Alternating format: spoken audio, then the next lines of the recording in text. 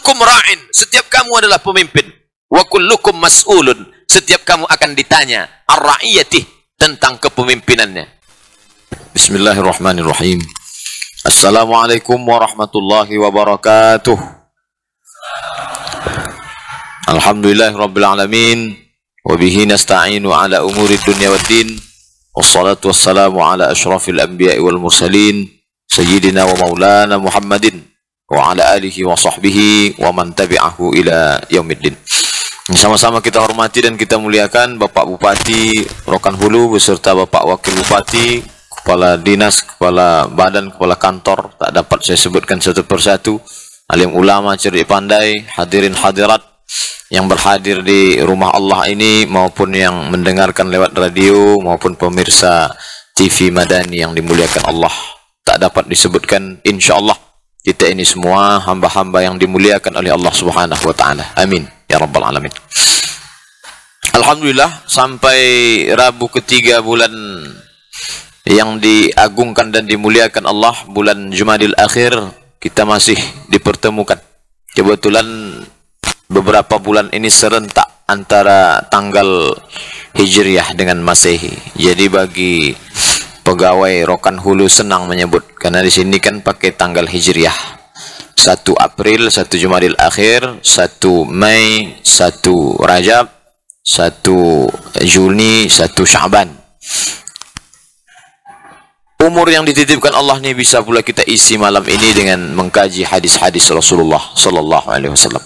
Hadis yang akan kita kaji malam ini disebutkan dalam kitab Syu'abil Iman. Syu'ab artinya cabang.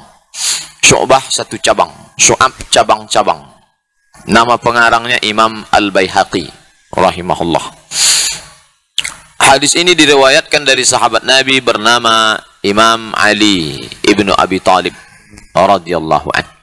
Qala Rasulullah sallallahu alaihi wasallam, Rasulullah bersabda, yushiku ayyatiya 'alan nasi zamanun. Kata Nabi, dikhawatirkan. Makna dikhawatirkan ini kalau bisa jangan sampailah terjadi, dan mungkin dekat lagi, hampir lagi. Tapi makna ucapan Nabi ini hampir dekat terjadi artinya supaya kita jangan sampai. Sama seperti guru mengatakan, ini sudah hampir dekat masanya, nampaknya melihat kelakuan ini banyak yang tak lulus. Bukan berarti ucapan dia itu takdir, tapi makna ucapan itu supaya kita berjaga-jaga, bersiap sedia. Nah, begitu juga dengan ucapan Nabi ini. Dikhawatirkan tak lama lagi datang nanti suatu masa, kata Nabi, ya'tiya 'alan nasi zamanun, akan datang kepada manusia suatu zaman. Macam mana ciri sifat zaman itu?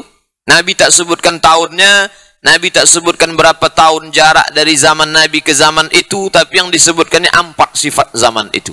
Malam ini kita sedang mengukur diri, tempat, negeri, zaman kita ini apakah sudah sampai atau tidak. Dan tak perlu kita jawab.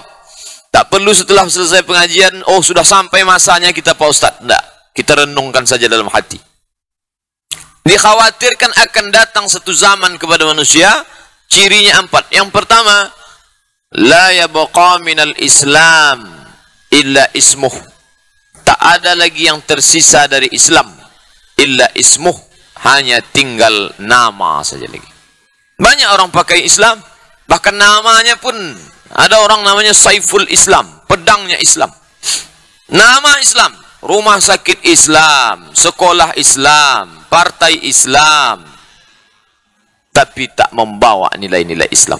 La yabqa minal Islam, tak tersisa lagi dari Islam itu illa ismuh, hanya tinggal namanya saja. Bahkan yang sangat mengiris hati kita, ketika jamaah sedang sakit, mohon doa Pak Ustadz, kami sedang di rumah sakit Anu. Yang disebutnya Anu itu nama bukan seakidah dengan kita. Kalau kita tanya kenapa tak masuk rumah sakit Islam, apa jawabnya? Yang ini lebih Islam daripada yang Islam itu Pak Ustadz. Kenapa begitu? La yabqa minal Islam, tak lagi ada tersisa dari Islam illa ismuh, tapi namanya dipakai. Dan yang paling mengkhawatirkan kita pula di masa akan datang, sudah diusulkan, ini memang luar biasa, sudah diusulkan, yang mengusulkan itu orang kafir, supaya KTP orang Indonesia ke depan tak lagi ditulis agama. Nanti 20 tahun akan datang, kalau terjadilah itu, 20 tahun akan datang, cucu kita akan berkata, apa kata dia? Dulu datuk saya pernah merepet marah Islam, hanya Islam KTP. Di zaman dia, Islam di KTP pun tak ada lagi. Saking parahnya, coba Bapak Ibu bayangkan. Inilah pengkhianatan yang luar biasa. Padahal negeri ini dulu dimerdekakan dengan teriakan Allahu Akbar. Tapi ketika sampai masanya, jangankan menanamkan nilai Islam, menuliskan Islam dalam KTP pun sudah mulai ada wacana untuk menghilangkan. Luar biasa. Sudahlah dulu dilarang ketuhanan yang Maha Esa dengan kewajiban umat Islam menjalankan syariatnya. Datang dia dari timur, tak setuju kami kalau ada itu. Okey, buang. Sekarang mulai dirongrong. Kata Islam pun tak boleh ada. Diusulkan, diwacanakan. Bapak Ibu yang dimuliakan Allah SWT. Maka prediksi Nabi, seolah-olah Nabi ini baru bicara bulan kemarin. Padahal dia sudah sampaikan hadis ini 14 abad yang lalu. Apa kata dia? La yabqa minal Islam. Sampai nanti, sampai masanya, tak tersisa lagi dari Islam. Illa ismuh. Hanya tinggal namanya saja. Satu ketempatan saya menyampaikan tausiah di salah satu sekolah. Sekolah Islam. Bawa-bawa nama Islam. Namanya pakai al. Biasanya Islam itu kan ada al-alnya. Tapi tak boleh saya sebutkan. Nanti menyinggung orang. Menjaga kode etik jurnalistik. Tak boleh sebut. Saya tanyalah kepala sekolahnya. Pak, berapa pelajaran agama di sini? 5 Pak Ustaz. Quran hadis, akidah akhlak, fikih, sejarah Islam, bahasa Arab. Oh, hebat. Berapa daftar ulangnya? 16 juta. Anak siapa yang bisa mengecap pendidikan? La yabqa minal Islam. Tak tersisa lagi dari Islam illa ismu. Hanya tinggal namanya saja. Bapak Ibu yang dimuliakan Allah SWT, 1924 digulingkanlah Sultan Abdul Hamid, Sultan terakhir kerajaan Turki Osmani yang dikenal dengan dinasti Ottoman, yang ibu kotanya Istanbul. Lalu bergantilah kerajaan itu menjadi Republik Turki, dipimpin oleh Mustafa Kemal Atatürk. Apa yang dia lakukan? Dia tak memaksa orang keluar dari Islam, dah. Orang tetap agamanya Islam, tapi untuk berislam tak boleh. Dirobahnya Masjid Hagia Sophia, Masjid Kubah Biru yang megah itu, sampai sekarang orang tak lagi salat dalam. Dirobahnya masjid besar itu menjadi museum. Coba Pak Ibu bayangkan. Tarekat-tarekat, dulu banyak tarekat. Ada tarekat Khistiyah namanya, tarekat yang paling besar di Turki. Tarekat itu pun dihapuskannya. Tak boleh orang berkumpul bersama berzikir. Memang yang paling zalim di dunia ini, sampai-sampai Syekh Yusuf Qardawi menulis satu kitab tentang ilmaniyah, sekuler. Sekuler yang paling besar di dunia ini, 2 negara Islam. Yang pertama Turki dengan Mustafa Kemal Atatürk, yang satu lagi Tunisia. Nama presidennya Habib Bourguiba. Bourguiba pun luar biasa juga sekulernya. Sampai-sampai orang di negaranya, la yabqa minal Islam. Tak tersisa lagi dari Islam, illa ismuh. Hanya tinggal nama saja. Tapi bagaimana kesudahan Mustafa Kemal Atatürk? Saya dulu waktu di Mesir banyak berkawan dengan mahasiswa anak-anak Turki. Jadi saya tanya, bagaimana akhir hayat Mustafa Kemal Atatürk itu? Kata dia, sakratul mautnya 6 bulan, tak mati-mati. Antara hidup dan mati. Lalu sesudah mati tak diterima tanah. Makanya makamnya di atas tanah, disemen di atas tanah, bukan digali di dalam tanah. Jadi kalau ada penguasa kita yang tak suka dengan aturan Islam, orang Islam tapi benci dengan ajaran Islam, tak mau mengakarkan ajaran Islam dengan kekuasaannya, perlu dah dia studi banding ke makam Mustafa Kemal Atatürk. Buat program umroh bersama, waktu pulang tu singgah sebentar ke makam Mustafa Kemal Atatürk, tengok, inilah makam penguasa yang tak mendukung ajaran Islam, yang menghancurkan agama Islam. Apa maknanya? Mati juga dia. Apa ada orang yang angku sombong tak mati? Mati. Mustafa Kemal Atatürk mati juga. Tak mempan menengok makam Mustafa Kemal Atatürk, nanti buat program umroh sekali lagi, menengok pula jenazah Fir'aun di Museum Tahrir Square di dekat Sungai Nil. Allah abadikan jasad badan Fir'aun itu. Apa kata Allah? Al-yauma, hari ini, nunajjika, kami selamatkan badan, bibadanika, dengan badanmu. Tak mati badannya, tak habis dimakan cacing tanah, tak habis dimakan air laut merah. Al-yauma nunajjika bibadanika. Hari ini kami selamatkan engkau bibadanika, dengan badanmu. Untuk apa? Litakuna liman khalfaka ayah. Supaya orang-orang setelah engkau mengambil pelajaran dari dirimu. Bapak Ibu yang dimuliakan Allah Subhanahu wa taala. Oleh sebab itu, kalau kita punya kekuasaan dari atas dulu, para penguasa yang punya kekuasaan, maka tegakkanlah agama Allah Subhanahu wa taala. Di bawah penguasa yang kaya hartanya, pakailah mendirikan PDTA, MDA, MDTW, PDT, MDTU, membuatkan sekolah untuk anak yatim. Kenapa demikian? Karena sampai masanya umur habis, tak dapat apapun kita lakukan, hanya tinggal menuai.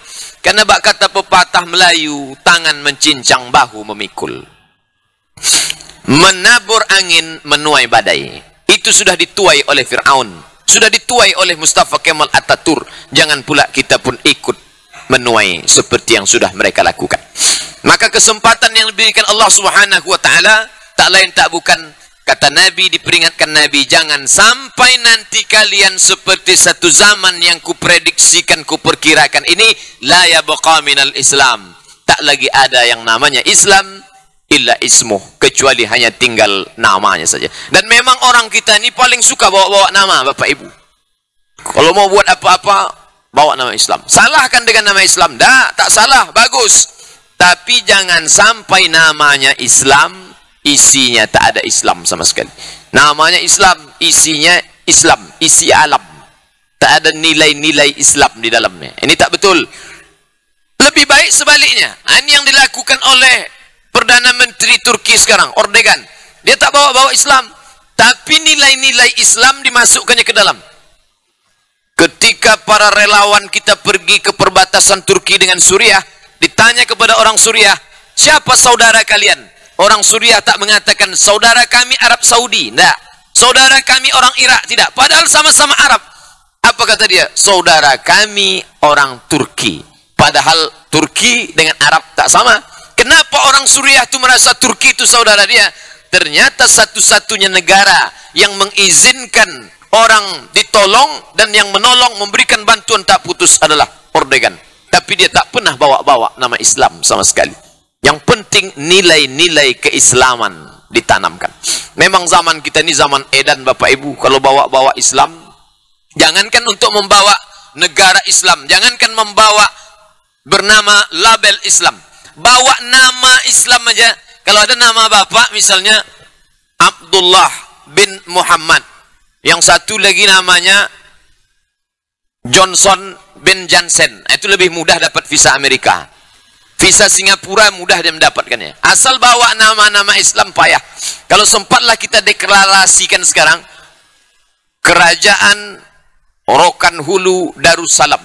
Malam ini kita deklarasikan, besok pagi langsung datang kapal Amerika dengan Inggris menyerang kita dari sungai, tepi sungai. Begitulah.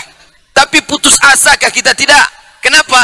Nilai-nilai Islam bisa dimasukkan walaupun tidak bawa-bawa nama Islam. Memang yang paling ideal, paling bagus itu botolnya kecap, isinya kecap. Itu yang paling bagus. Botolnya kecap, isinya kecap. Tapi kalau pada saat darurat, kita bisa buat botolnya botol minyak babi, tapi isinya kecap. Yang ada sekarang sebaliknya, botolnya kecap, isinya minyak babi. Bapak Ibu yang dimuliakan Allah Subhanahu wa taala, kita tak bisa merubah konstitusi. Kalau ada orang mau merubah konstitusi, hukumannya jelas, subversif, penjara seumur hidup atau hukum gantung, tembak mati. Buya Hamka di penjara dan berhasil menulis tafsir Al-Azhar itu karena apa? Karena dituduh, dia tak pernah mau melakukan, dia dituduh subversif, mau mengganti konstitusi negara. Tak boleh, tak bisa. Tapi nilai-nilai Islam bisa dimasukkan ke dalam. Bapak Ibu yang dimuliakan Allah Subhanahu wa taala, ambil contoh pendidikan Islam. Kalau dicukupkan hanya kepada sekolah yang bisa memasukkan pendidikan Islam ke dalam sekolah, pondok pesantren, sekolah SDIT, Islam Terpadu, SMPIT, sekolah SMA Plus, boarding school, dan sekolah-sekolah plus lainnya. Biasa kalau pemahaman plus itu artinya ada nilai tambah. Tapi makna plus itu zaman sekarang lain. Plus itu diambil dari bahasa Arab. Sekolah fulus. Karena mahal daftar ulangnya. Berapa orang yang bisa mendapatkan pendidikan plus tambahan itu? Tak bisa. Bisa tak ustaz memasukkan pendidikan agama? Tak bisa. Cukupkah orang dengan naik khotib ke atas, usikum wa nafsi bittaqwallah, seminggu sekali, sebulan paling 4 kali, tausiah cuma 4 kali, Rabu pertama, Rabu kedua, Rabu ketiga, Rabu keempat, tak cukup. Maka perlu lewat memasukkan nilai-nilai Islam lewat sekolah. Alhamdulillah di tempat kita, insya-Allah mulai Juni anak-anak kita walaupun bertahap akan mendapatkan 5 pendidikan agama Islam, Quran, hadis, akidah, akhlak, fikih, sejarah Islam, bahasa Arab.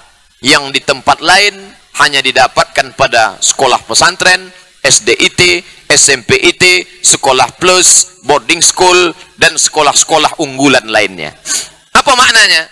Dititipkan Allah Ta'ala segenggam kekuasaan, maka memakainya untuk menegakkan agama Allah Subhanahu wa Ta'ala. Kalau tidak datang nanti ancaman, kata Nabi, la yabqa minal Islam, tak lagi tersisa dari Islam itu illa ismuh, tinggal namanya saja. Orang akan mengatakan, apa kata orang Uzbekistan? Ada jamaah kita yang baru pulang dari Uzbekistan. Uzbekistan itulah kampungnya Imam Al-Bukhari. Imam Al-Bukhari lahir di Bukhara. Bukhara itu sekarang Uzbekistan. Tapi karena terlalu lama dijajah oleh Rusia, Islam tinggal keping-kepingnya. Orang Bukhara sekarang mengatakan, di sini dulu ada orang ulama besar, namanya Bukhari. Ini makamnya. Tapi nilai-nilai Islam mulai terkikis. Bapak Ibu yang dimuliakan Allah Subhanahu wa Ta'ala, real nyata dilihat, namanya masih nama Islam, pemakamannya masih pemakaman Islam, masjidnya masih tegak berdiri, tapi orang tak mengenal Islam. Apa sebab? Banyak faktor, tapi diantaranya adalah ketidakpedulian terhadap ajaran agama Islam. Maka bertahap dari atas, sebagai pimpinan, sebagai orang kaya, sebagai orang tua. Tentu orang tua tak ingin anaknya hidup dalam keadaan tidak Islami, maka dia masukkan ke sekolah pendidikan Islam, dia perhatikan apa pelajaran kamu. Sebagai orang tua, kita malam ini bertanya dalam diri, kapan saya pertama kali mengontrol solat anak saya? Ketika dia rukuk sempurna, kak tulang belakangnya itu rata lurus. Kata Nabi, seperti air yang tak tumpah dari dalam mangkok. Pernah tak kita membangunkan istri di waktu malam, mengajaknya solat tahajud? Kata Nabi, suami yang baik, dia ambil air, dia percikkan ke wajah istrinya, mengajaknya bangun untuk solat tahajud. Yang ada sekarang kan laki-laki itu dibangunkan istrinya pakai setimba air, membangunkan solat subuh. Padahal kata Allah Ta'ala, ar-rijal, laki-laki, qawwamuna 'alan nisa, menjadi pemimpin bagi perempuan. Makna qawwamun, meluruskan. Oleh sebab itu maka bukan bicara kita ini, itu yang Ustaz bicarakan kan tingkat presiden, Presiden Mustafa Kemal Atatürk, tingkat Sultan Raja. Tidak. Karena kalau dibuat seperti piramid terbalik, awalnya yang luas kekuasaannya, makin kecil, makin kecil, makin kecil, sampai ke bawah. Seorang kepala rumah tangga, dia punya rakyat di rumah. Istrinya, anaknya, menantunya, keponakannya. Maka orang-orang yang berada di bawah kuasa dia ini wajib mengikut aturan dia. Kalau kamu mau tinggal serumah sama saya, pakai aturan saya. Kalau kamu tak siap menerima aturan saya, apa boleh buat? Inilah tempat untuk menanamkan pendidikan Islam. Bapak dan Ibu yang dimuliakan Allah SWT, habis kesimpulannya yang paling bawah, di antara yang bawah, yang tak punya istri, tak punya anak, terhadap diri sendiri. Kullukum ra'in, setiap kamu adalah pemimpin. Wa kullukum mas'ulun, setiap kamu akan ditanya ar-ra'iyatih, tentang kepemimpinannya. Sebagai kepala sekolah, mampu dia sebagai kepala sekolah menanamkan program mengaji. Pagi-pagi 5 menit, 10 menit anak-anak suruh mengaji, baca Quran. Sebelum 1 pekan sekali hadirkan tausiah, membangkitkan semangat anak-anak. Saya kalau sudah menengok di TV kemarin persiapan UAN, diundanglah ke sekolah itu bukan ustadz membangkitkan semangat, yang diundang tukang hipnotis, dihipnotislah anak-anak. Jadi apalah dia hipnotis, akhirnya hidupnya kan hipnotis. Bapak Ibu yang dimuliakan Allah Subhanahu wa Ta'ala, maka baliklah kepada ajaran Islam dan dimulai dari hal yang kecil-kecil, yang remeh-temeh, yang sepele menurut kita, tapi sebenarnya itu besar di hadapan Allah Subhanahu wa Ta'ala. Kalau tidak, khawatir kita yang pertama, la yabqa minal Islam, tak tersisa dari Islam illa ismuh, tinggal namanya saja. Yang kedua, wala yabqa minal Quran, tak ada tersisa lagi dari Quran illa rasmuh, tinggal tulisan. Ini tulisan Quran bukan main cantik. Iqra bismi rabbikal ladzi khalaq. Quran dituliskan, bagus. Quran dibacakan qari, bagus. Tapi ada juga sebagian orang, saya pernah dikritik, Pak Ustadz, apa tuh tulis-tulis Quran di dinding? Kan tak ada dibuat Nabi, tak ada disuruh Nabi. Bapak Ibu yang dimuliakan Allah Subhanahu wa taala, berkaitan dengan tulisan di dinding, ketika dulu orang yang ekstrim ingin mencopot kaligrafi dari dinding Masjid Nabawi, maka waktu itu induknya ahli tafsir bernama Syekh Mutawalli Asy-Sya'rawi sedang bertugas di Universitas Malik Saud di Makkah Al-Mukarramah. Dipanggillah Syekh Sya'rawi untuk berdialog dengan orang yang ingin mencabut kaligrafi dari dinding Masjid Nabawi. Kata Syekh Sya'rawi, coba kau tengok kaligrafi itu. Ketika melihat kaligrafi itu, apa yang terlintas di pikiran? Kata dia, kaligrafi ini bagus, tulisannya bagus, mengingatkan kepada Allah, dan takjub betapa indahnya ciptaan Allah, dan betapa hebatnya makhluk. Tangannya sama-sama 5 jarinya, tapi yang satu tulisannya indah, yang satu tulisannya tak terbaca sama sekali. Kan nampak kelebihan orang. Nah, kau lihat tulisan itu yang kau ingatkan Allah, ya. Lalu kenapa dibuang? Itulah asal usul kenapa tak jadi tulisan kaligrafi dicabut dari dinding Masjid Nabawi. Buku itu ada saya simpan, Muzakkirat Sya'rawi, tulisan-tulisan kenangan Syekh Sya'rawi selama 15 tahun bertugas di Saudi Arabia. Karena dia berhadapan dengan orang-orang yang tekstualis, yang ingin mencabut dan lain sebagainya. Memang ada pendapat dari satu mazhab mengatakan menulis di dinding itu hukumnya makruh. Tapi tengok dulu sebabnya. Apa sebabnya? Makruh menulis di dinding masjid karena sebabnya, kata dia, membuat orang tak khusyuk ketika sholat. Ketika dia sholat, tak khusyuk matanya karena menengok. Itu bukan salah kaligrafinya, salah dia yang sholat. Karena Nabi kan tak menyuruh tengok ke atas. Waktu sholat tengoklah ke bawah. Kiblat itu 3. Kiblat hati mengingat Allah, kiblat wajah ke arah Masjidil Haram, kiblat mata ke tempat sujud. Maka kalau tulisannya bagus, orang tak khusyuk, bukan salah tulisan, salah orang. Kenapa tengok ke tulisan?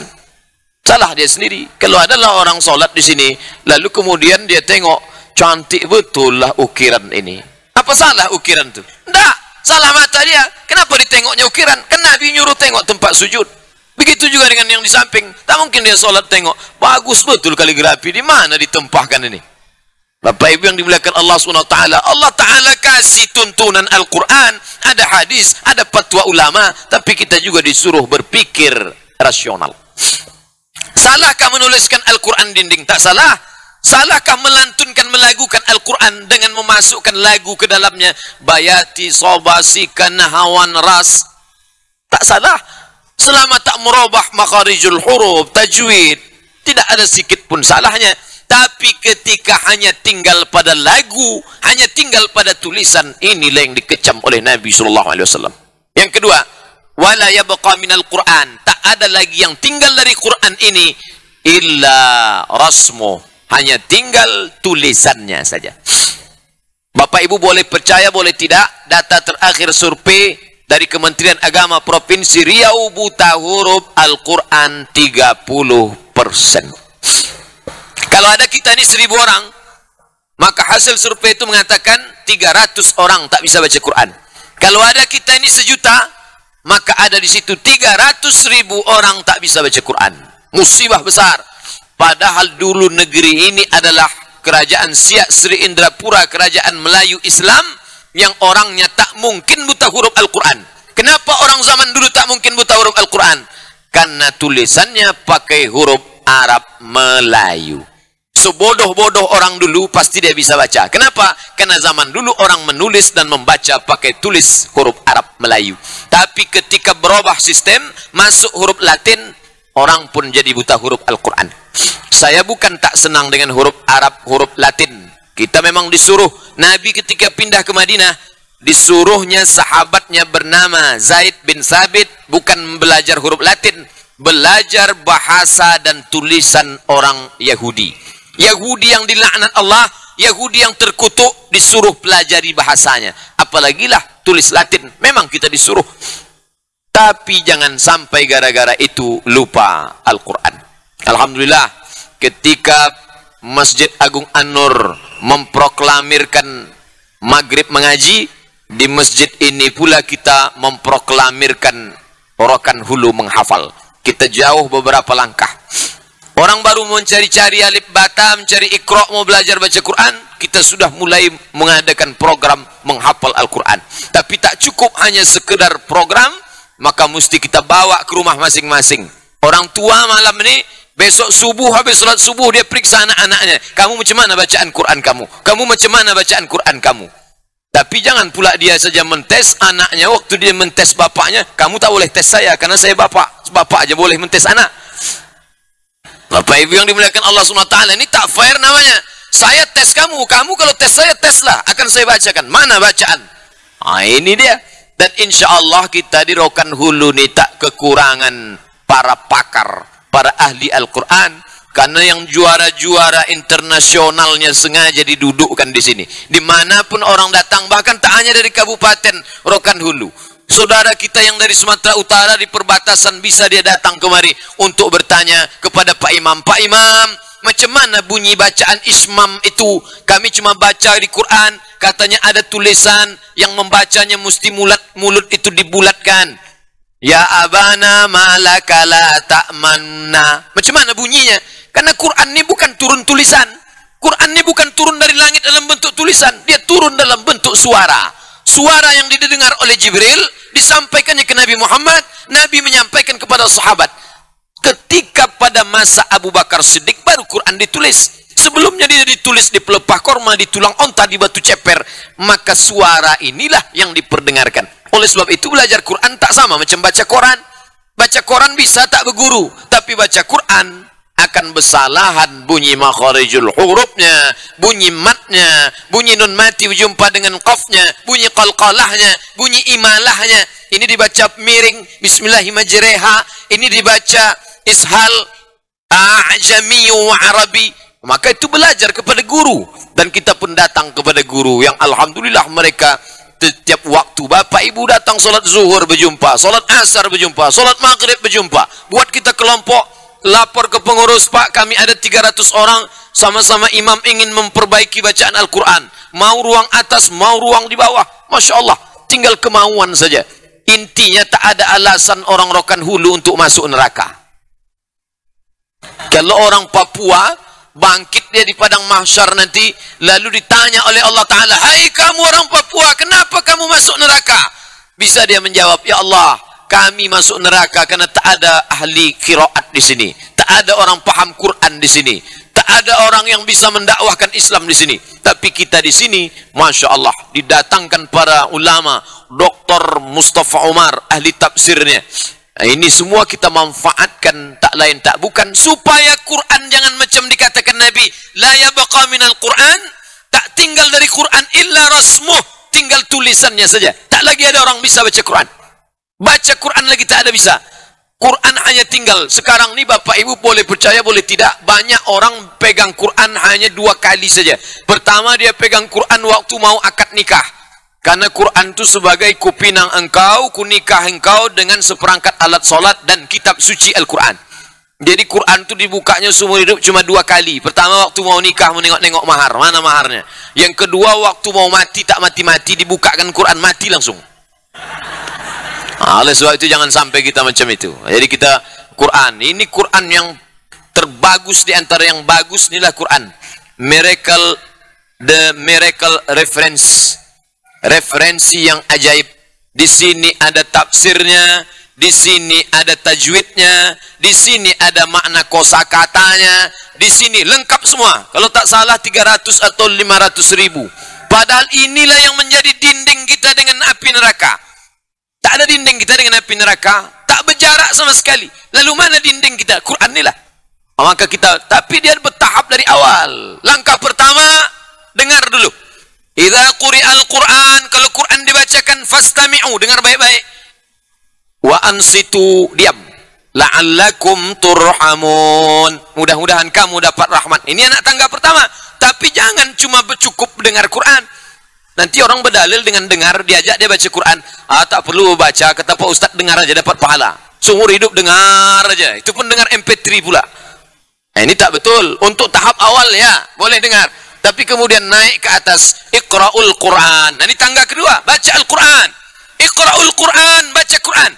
Fa innahu ya'ti yaumal qiyamah. Quran akan datang pada hari kiamat, syafi'an li ashabi, memberikan syafaat pada orang yang membacanya.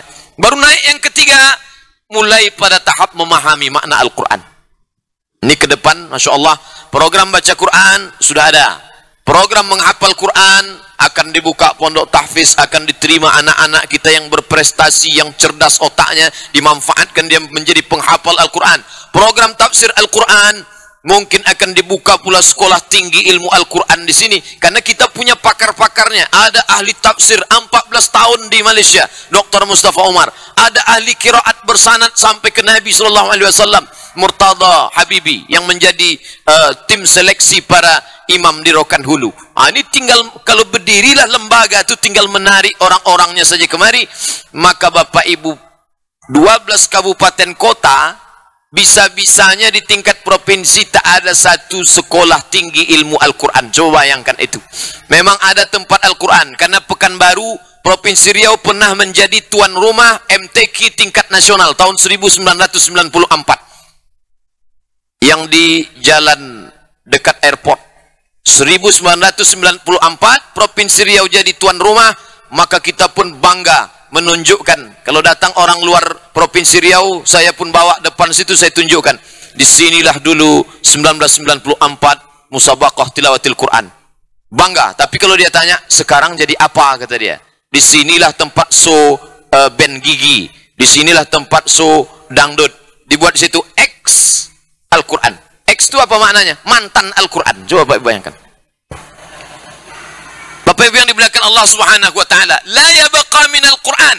Tak ada yang tertinggal dari Quran illa rasmuh, tinggal tulisannya saja. Kita tak mau itu terjadi. Maka ke depan, kalaulah seperti yang diprogramkan ini berjalan, ketika menyebut Quran, orang langsung terbayang penghafal Al-Quran. Di mana letaknya? Di Pasir Pengarayan. Para ahli Al-Quran, qori-qori yang terbaik. Ini tentulah niat yang baik akan diberikan Allah Subhanahu wa taala kebaikan. Kalau tidaklah dilakukan dari sejak dini, maka seperti yang diprediksikan Nabi, la yabqa minal Quran, tak lagi tinggal dari Al-Quran illa rasmu, hanya tinggal tulisannya. Orang memang buka Quran, tapi dia buka Quran kapan? Menunggu orang mati. Baca Quran ketika ada orang mati bagus, karena ulama mengatakan sampai bacaan Quran itu orang mati. Tapi menunggu orang mati baru buka Quran, di sini baru datang problem. Apalagi bacanya pun bersama-sama, itu pun tak jelas. Ujung-ujungnya aja turja'un hakim. Cara baca Quran itu 4, kata Imam Al-Buhuti. Yang pertama, orang baca kita dengar. Baca kita dengar baik-baik. Nah, itu yang tadi kita lakukan salat Isya. Imam kita baca, kita dengar. Yang kedua, kita baca, kita pahami baik-baik. Yang ketiga, baca 5 ayat atau 7 ayat atau 10 ayat. Bapak baca 10, nanti sambung lagi, nanti sambung lagi. Yang keempat, dibaca bersama-sama. Itu ada. Jadi 4 cara. Dengar baca orang, baca sendiri, baca sepotong-sepotong 10 atau baca bersama. Tapi yang baca bersama ini kualitas tajwidnya sama. Sama Bapak Ibu belajar pada Pak Imam, kualitasnya sama. Lalu kata Imam, bapak-bapak yang sama bacaan ini bacalah bersama. Tak ada diragukan lagi. Tapi kalau bacaannya tak betul, panjang pendek, makharijul huruf bersalah-salahan, apalagi yang dibaca tak pula huruf Arab yang dibaca Latin. Bapak Ibu yang dimuliakan Allah, kalau dibaca Latinnya itu bukan sekedar berdosa, maknanya hilang tak kemana-mana. Di situ tertulis Yasin, dibacanya Latinnya ya asin. Jadi tengok, 2 biji. Allazina, tertulis itu allazina, dibacanya Latinnya alat zina. Tengok, cobalah Bapak buka nanti surat Yasin yang pakai tulis Latin. Oleh sebab itu maka baliklah, Pak Ustadz, saya ini sudah tua, tak bisa lagi belajar baca Quran. Siapa bilang? Islam tak pernah membatasi umur belajar. Utlubul ilma, tuntut ilmu minal mahdi ilal lahdi, dari buayan sampai ke liang lahat. Itu bukan hadis Nabi, pendapat ulama, disebutkan dalam tafsir An-Naisaburi. Intinya tak ada kata putus asa. Dulu di TPI setiap malam 10 tahun yang lalu, ada ditampilkan orang-orang barat yang masuk Islam, belajar baca Quran. Saya waktu itu menonton, masih belum berangkat ke Mesir lagi. Ada orang orientalis dari Perancis, umurnya masuk Islam umur 60 tahun. Dan dia belajar baca Quran, sekaligus belajar bahasa Arab. Setelah beberapa bulan dia bisa, lalu dia pesankan kepada umat Islam. Apa kata dia? Bacalah Al-Quran pakai tulisan dia dituliskan pertama kali dan pakai bahasa dia. Karena terjemah tak cukup mampu untuk mewakili makna Al-Quran. Bapak Ibu yang dimuliakan Allah Subhanahu wa taala, waktu pulang dari Mesir, berjumpa saya dengan kawan saya di Jakarta. Lalu saya tanya, apa kerja kamu sekarang? Saya kerja di pondok pesantren, mengajar di pesantren di Lampung. Dulu waktu pertama pulang kerja di mana? Proyek pertama saya waktu pulang dulu, ada pendeta mau belajar baca Quran. Kenapa dia belajar Quran? Karena dia mau ngambil S2 di Vatikan. Ternyata S2 Vatikan harus bisa baca Quran dulu. Lalu sayalah gurunya. Oh, berdosa berarti kamu. Wallahu alam, yang penting saya ajari dia baca Quran. Berapa lama pendeta itu belajar baca Quran? Orangnya masih hidup sekarang. Saya ajari dia 1 bulan. Bisa dia baca Quran. Setelah dia lulus, dia pun berangkat ke Vatikan. Jadi kalau ada orang Islam sudah sebulan tak juga bisa, lebih parah dari pendeta lagi. Oleh sebab itu, cukupkah hanya sekedar baca? Enggak, pahami makna. Setelah pahami makna, sampai pada puncak, khairukum, orang yang paling baik di antara kamu. Siapa yang paling baik? Ramai kita nih. Siapa yang paling baik? Bukan orang paling tinggi jabatannya, bukan orang paling banyak ilmunya. Khairukum, kata Nabi, orang paling baik man ta'allamal Quran, orang yang belajar Quran wa 'allamahu, dan mengajarkan Al-Quran. Tapi bukan mengajarkan tak belajar. Ta'allamal Quran, belajar Quran, wa 'allamahu, dan mengajarkan Al-Quran.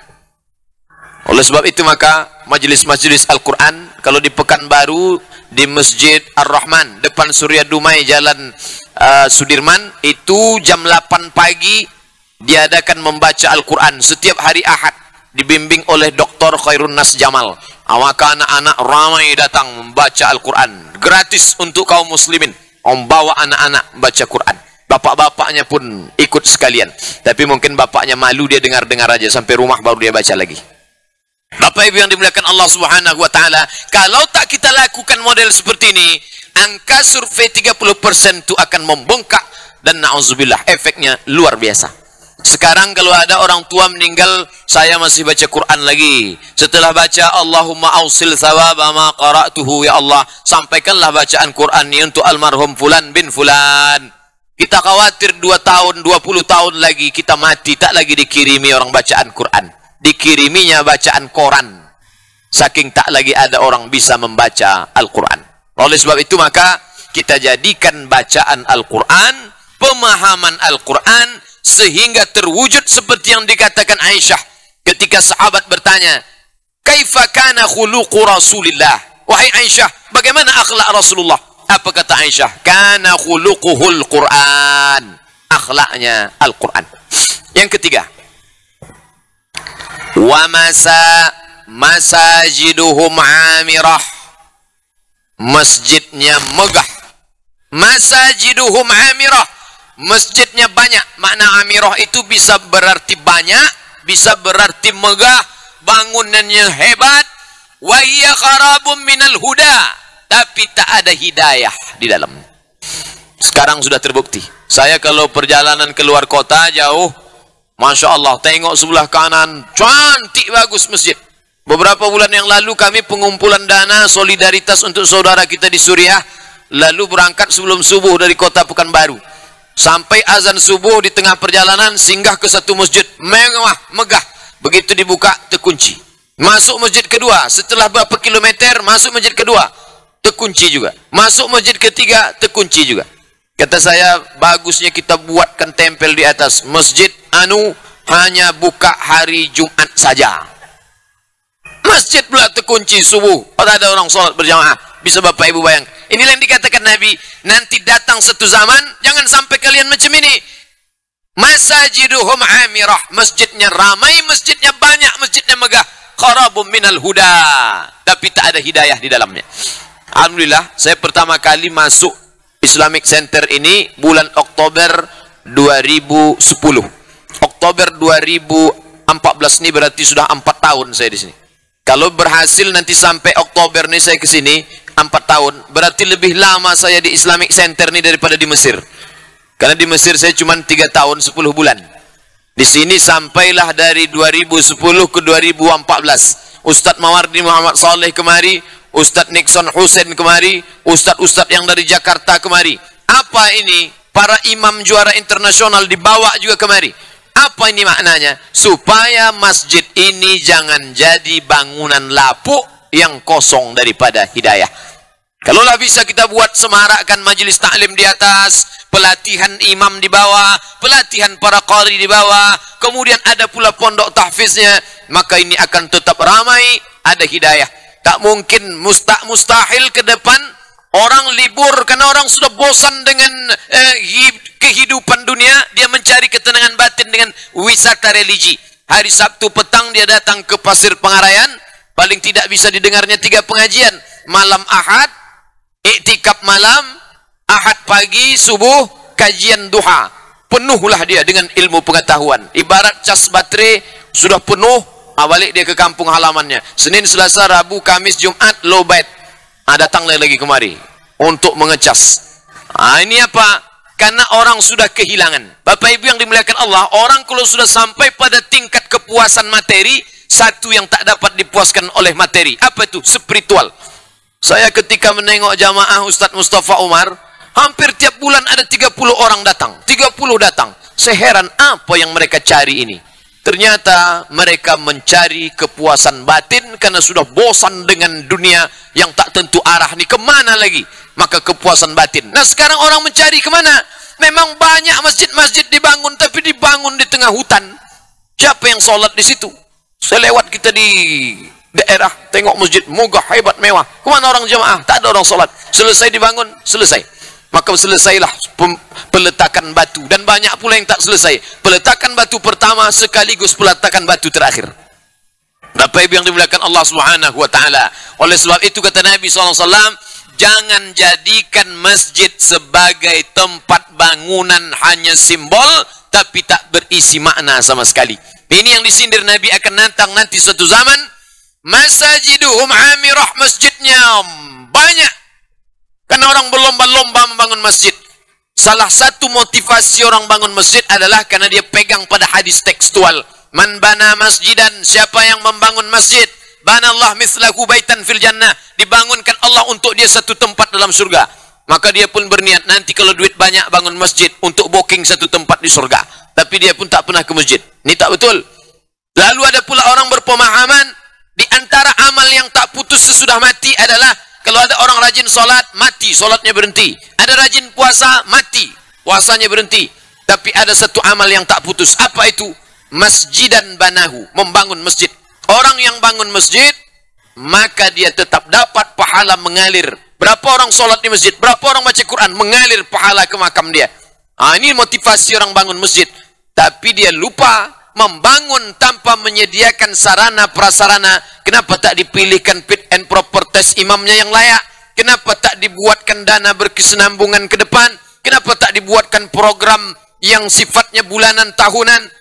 Maka kalau dibuatlah sekedar bangunan hampa begitu saja, ini yang diprediksikan Nabi akan terjadi. Yang ketiga, apa dia? Masajiduhum amirah, masjidnya banyak, wahiya qarabum minal huda, tapi tak ada hidayah di dalam. Yang terakhir, yang keempat. Kalau bolehlah hadis ini dipotong, saya sampaikan 3 ini saja.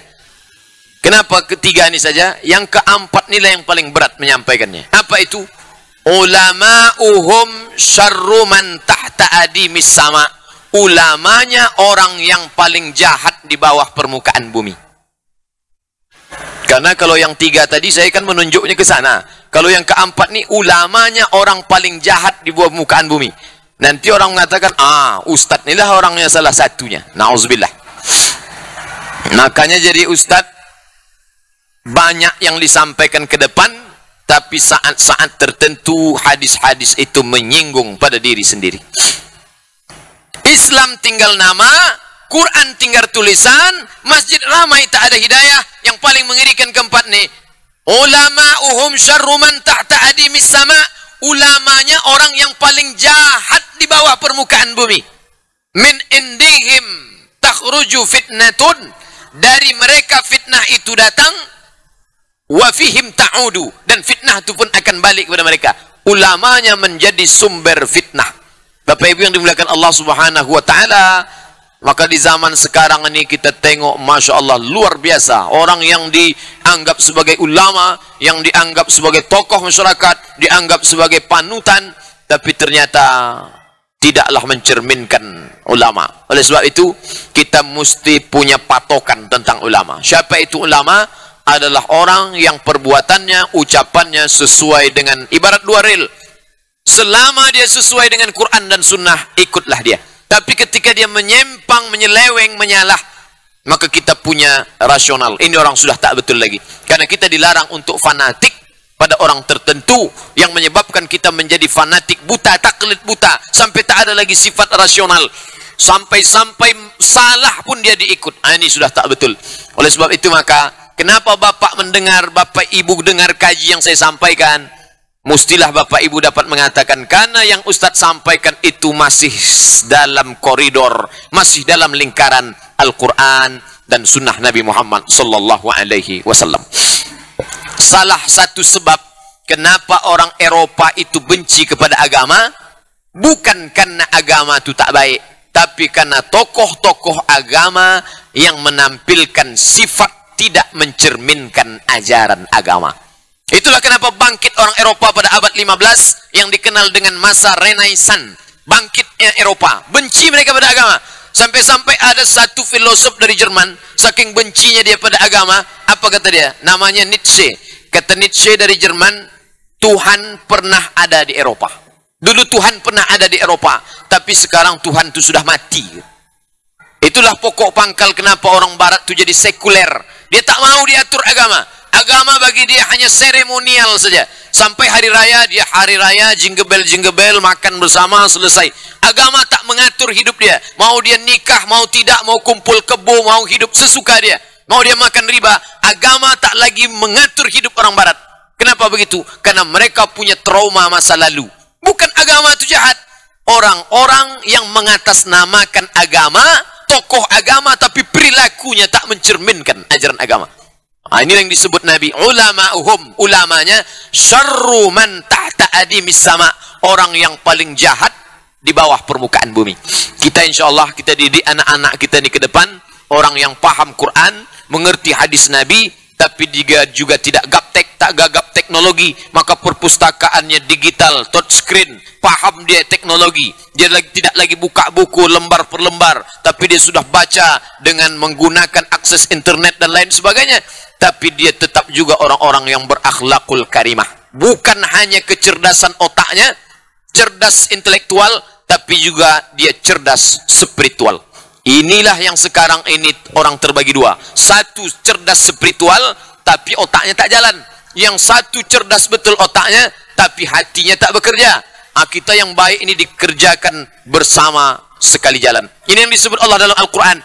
Alladzina yazkuruna Allah. Orang-orang yang berzikir. Qiyaman, waktu tegak, wa qu'udan, waktu duduk, wa ala junubihim, dan waktu berbaring. Tapi tak cukup hanya zikir.